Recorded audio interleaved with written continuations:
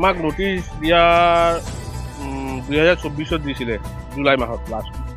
তাৰপিছতে আমাক তুমি জানেনে আমি কোৰ্ট কেছ চলি আছিলে। লাষ্ট কোৰ্ট কেছ শেষ হ'ল 2025 আপোনাৰ 29 আগষ্টত। তো তাৰপিছত আমাক কোনো নোটিছ দিয়া নাই। আজি 3 দিন আগত RPFে আমাক মাতিছিলে যে আপোনালোকৰ এফেকশ্যন আছে। দোকানটো মই জানি ইয়াততো হ'ল 17টা ভাঙিছে দোকান আৰু কিবা কৈছে আমি আধা ঘণ্টা টাইম দিয়া কোনো টাইম দিয়া দি নহ'ব।